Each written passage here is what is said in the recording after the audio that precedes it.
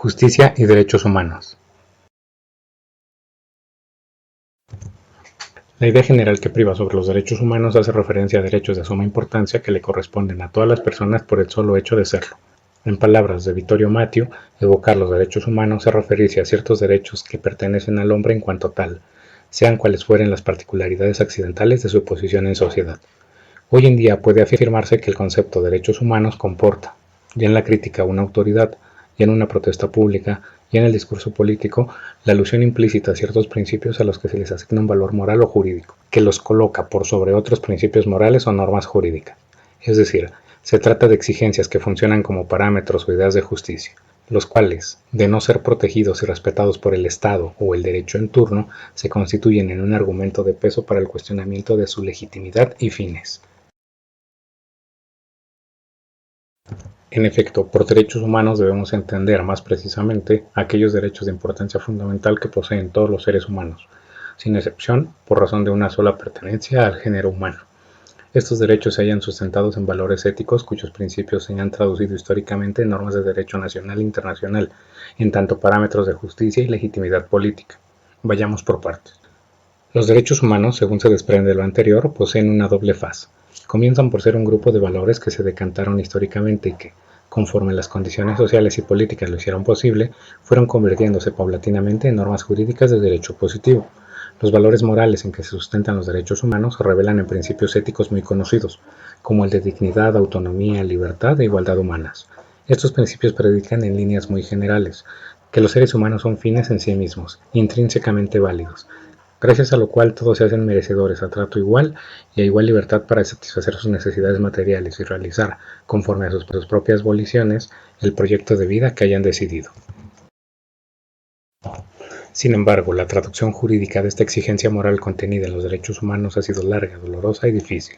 Así, luego de revoluciones y movimientos sociales aparecieron las primeras declaraciones de derechos humanos, como la Bill of Rights inglesa de 1688, la Declaración del Buen Pueblo de Virginia en 1776 y la famosa Declaración Francesa de los Derechos del Hombre y del Ciudadano de 1789. Estos documentos se fundamentan en una filosofía ius naturalista. Por ello, aluden a los derechos humanos como derechos naturales, inalienables y sagrados del hombre. Para nosotros, el preámbulo de la Declaración Francesa de 1789 describe ya con nitidez el objetivo político y jurídico perseguido por la instauración del concepto de derechos humanos, a saber, el de convertirse en el paradigma contemporáneo de legitimidad del poder político y de la justicia del derecho. Por su importancia y claridad conviene citar dicho preámbulo en su parte conducente. Los representantes del pueblo francés, constituidos en la Asamblea Nacional, considerando que la ignorancia, el olvido o el desprecio de los derechos del hombre son la única causa de los males públicos y de tal corrupción de los gobiernos, han decidido exponer en una declaración solemne los derechos naturales, inalienables y sagrados del hombre, con el fin de que esta declaración, constantemente presente para todos los miembros del cuerpo social, le recuerde permanentemente sus derechos y sus deberes, con el fin de que los actos del Poder Legislativo y los del Poder Ejecutivo, al poder ser comparados a cada instante con la meta de toda institución política, sean más respetados, con el fin de que las reclamaciones de los ciudadanos fundadas desde ahora en principios simples e incontestables se dirijan siempre al mantenimiento de la Constitución y a la felicidad de todos. La primera justificación de los derechos humanos se debe, precisamente, al justnaturalismo. Para este, dichos derechos derivan de la naturaleza humana. Jacques Maritain lo explica así. Hay que considerar ahora que la ley natural y la luz de la conciencia moral en nosotros no prescriben solamente al hacer o no hacer ciertas cosas, reconocen asimismo derechos, en particular derechos vinculados a la misma naturaleza del hombre. La persona humana tiene derechos por el hecho de ser persona, un todo dueño de sí y de sus actos, y que por consiguiente no solo es un medio sino un fin que debe ser tratado como tal, la dignidad de la persona humana. Esta frase no quiere decir nada si no significa que por ley natural la persona tiene derecho a ser respetada y, sujeto de derecho, posee derechos. En realidad, no es sino a partir de 1789, gracias al afán universalista de la Declaración Francesa, que el concepto de derechos humanos ha sido aceptado por otras tendencias doctrinales. Por ello, junto con la crítica al justnaturalismo y al carácter de los derechos naturales que asignan los derechos humanos, la justificación natural ha buscado vías alternas. Para el positivismo jurídico, por ejemplo, los derechos humanos son derechos históricos, variables y relativos, y no derechos naturales, universales y absolutos. Eusebio Fernández acota: Para este tipo de fundamentación, los derechos humanos manifiestan los derechos variables y relativos a cada contexto histórico que el hombre tiene y mantiene de acuerdo con el desarrollo de la sociedad. A diferencia del justnaturalismo, continúa Fernández García, en lugar de derechos anteriores y superiores a la sociedad, se habla de derechos de origen social, en cuanto que son resultados de la evolución de la sociedad. La influencia del positivismo es determinante al propiciar una visión más realista de los derechos humanos, así como porque subraya la utilidad y la necesidad de su eficacia jurídica. Es cierto que en tanto los derechos humanos no se reflejan en un documento jurídico vinculante, las posibilidades de su concreción y realización disminuyen sensiblemente. Esta influencia del positivismo es notoria en el reconocimiento constitucional de los derechos humanos a lo largo de los siglos XVIII, XIX y XX. Los derechos humanos asumen, entonces, la forma de derechos subjetivos públicos, principios constitucionales, generales del derecho o garantías individuales que otorga el Estado, como sucedió en el caso de México. Con la positivización de los derechos humanos es evidente el paso de su noción teórica o axiológica, como el conjunto de valores principios éticos en los que se funda la idea de unos derechos fundamentales, que posee toda persona por el solo hecho de serlo, a su noción legal, que concibe ya los derechos humanos como aquellos derechos positivos reconocidos en las constituciones o leyes secundarias de los sistemas jurídicos de los distintos estados nacionales y en los instrumentos del derecho internacional. Este paso tiene dos momentos históricos clave. El primero, según se señaló, es el que tiene verificativo en 1789 con la Declaración Universal de los Derechos del Hombre y del Ciudadano. Este documento manifiesta una ambición universalista ausente en otros documentos contemporáneos del mismo género. La Declaración Francesa de 1789 tuvo la virtud de ver derechos humanos como un paradigma ético de la justicia y la legitimidad de todo derecho y todo poder político, respectivamente. El segundo momento clave se produce hasta el fin de la Segunda Guerra Mundial, cuando a partir de 1945 se inicia la verdadera internacionalización de los derechos humanos en cuanto paradigma jurídico y político del nuevo orden internacional, expresamente aceptado por los estados que constituyeron y que luego se han venido integrando a la Organización de Naciones Unidas. En 1948, la Asamblea General de las Naciones Unidas proclamó la Declaración Universal de los Derechos Humanos, que en sus 30 artículos traduce en términos jurídicos muy concretos los derechos en que adquieren forma principios como los de libertad, igualdad, autonomía y dignidad humanas. Esta declaración desde entonces constituye no solo el acuerdo mundial con mayor envergadura y fuerza moral en el ámbito internacional, sino el puntal del actual sistema internacional de protección de los derechos humanos. Paralelamente al proceso de universalización del concepto ético-jurídico de derechos humanos y su internacionalización en términos de derecho positivo, transcurre la evolución de los derechos humanos mismos.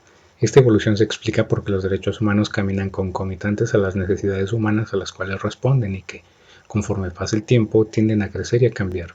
En atención a esta evolución, algunos autores hacen referencia a distintas generaciones de derechos humanos, es decir, grupos de derechos que surgen como resultado de las demandas políticas y sociales que son propicias de cada época. Por ello, la primera expresión o generación de derechos humanos se concretiza en derechos individuales. Estos buscan proteger y reivindicar la libertad de conciencia, creencia religiosa, integridad física, seguridad jurídica y la libertad de tránsito de las personas. Esta primera generación de derechos es una respuesta contundente a la represión y persecución religiosa, a la esclavitud y la servidumbre, a la arbitrariedad de las autoridades omnipotentes y a la falta de garantías jurídicas. Los primeros derechos humanos se muestran como límites manifiestos a la forma de poder político que viene del medievo. Más adelante, con los grandes movimientos revolucionarios del siglo XVIII, con el surgimiento de una forma de legitimidad política, la soberanía popular y la idea del contrato social, surgen los derechos del ciudadano, que se reflejan principalmente en los derechos políticos. Es el reconocimiento del hombre en tanto ciudadano. No es más siervo o súbdito, sino protagonista y corresponsable de la conducción del Estado a través del ejercicio de sus prerrogativas ciudadanas. Votar, ser votado, asociarse con motivos políticos y manifestar libremente sus ideologías, participar en el gobierno y en la toma de las decisiones trascendentales de su país. También hijos del siglo XVIII, nacen los derechos sociales, como una nueva categoría de los derechos del ciudadano, del mismo modo como los derechos políticos devienen del principio de libertad. Los derechos sociales se sustentan principalmente en la idea filosófica de igualdad que tiene una enorme repercusión social, económica, jurídica y política. Gracias al desarrollo de esta idea y su proyección en el ámbito de los derechos humanos, se concibe el concepto de derechos sociales, hoy reflejados de manera más amplia en los denominados derechos económicos, sociales y culturales, entre cuyas reivindicaciones más conocidas están el derecho al trabajo y sus garantías correlativas, a la educación, vivienda, seguridad social, salud, cultura, etc. Después de 1945, con la internacionalización plena de los derechos humanos y la condena mundial a los crímenes nazis, aparece la idea de los derechos de los pueblos. Derechos en pro no solo de los grandes grupos sociales o los más desfavorecidos, sino de civilizaciones enteras en su conjunto. El objetivo de esta nueva concepción de derechos humanos es proteger y promover bienes de importancia radical para toda la humanidad, como son los pueblos individualmente considerados que la componen y sus culturas. Con base en esta idea se proclaman, entre otros, el derecho a la paz, a la libre autodeterminación política y económica de las naciones, a la conservación y desarrollo de su cultura. A finales del siglo XX aparecieron las nuevas necesidades y sus correspondientes exigencias, producto del avance tecnológico y la industrialización.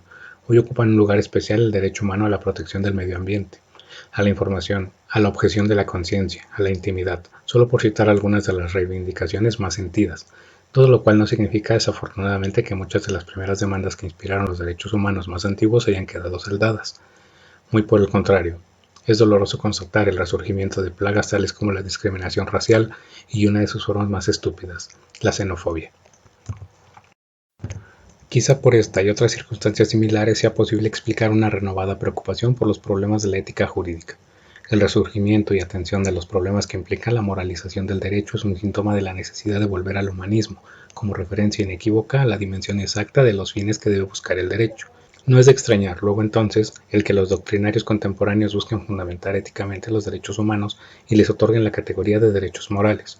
A propósito, han expresado Alfonso Ruiz Miguel: presuponemos que los derechos humanos son esencialmente un asunto moral, y no solo ni sobre todo jurídico, es decir, que son derechos, en sentido moral, justamente derechos morales. Efectivamente, el término derechos morales, sobre todo en español, suena contradictorio. Si los derechos son jurídicos y la moral no es un derecho, ¿qué sentido tiene hablar de derechos morales? Eusebio Fernández explica que con la idea de derechos morales pretende describirse la síntesis entre los derechos humanos entendidos como exigencias éticas o valores y los derechos humanos entendidos paralelamente como derechos. El calificativo morales, unido al de derechos, apunta a nuestro autor, subraya la fundamentación ética de los derechos morales y por tanto sus alcances y el número de derechos en los que consagran. Solo los derechos morales, aquellos vinculados estrechamente a la idea de dignidad humana, pueden considerarse derechos humanos fundamentales. La fundamentación ética de los derechos humanos considera, con razón, que tales derechos poseen un sustento que es previo a lo jurídico, esto es, precisamente ético, sin que por ello sea necesariamente iusnaturalista. Es decir, los derechos humanos entendidos como exigencias éticas a las que corresponde paralelamente un derecho en el sentido jurídico positivo. De ahí que Fernández García concluya: en definitiva, la fundamentación ética de los derechos humanos fundamentales se basa en la consideración de esos derechos como derechos morales. Entiendo por derechos morales el resultado de la doble vertiente ética y jurídica. Creo que esta fundamentación de los derechos humanos nos permite salir del círculo vicioso de la tradición polémica entre justnaturalismo y justpositivismo. Si bien los filósofos no terminan, ni terminarán por ponerse de acuerdo sobre la naturaleza de los derechos humanos y su más preciso fundamento racional, discusión que no por ello resulta baladí, sí existe un consenso en cuanto a la relevancia moral de los derechos humanos, su estatuto de condición de legitimidad política y sobre todo la consideración de que ningún ordenamiento jurídico podrá gozar del calificativo de justo si no reconoce, promueve, propicia y protege efectivamente los derechos fundamentales de la persona humana.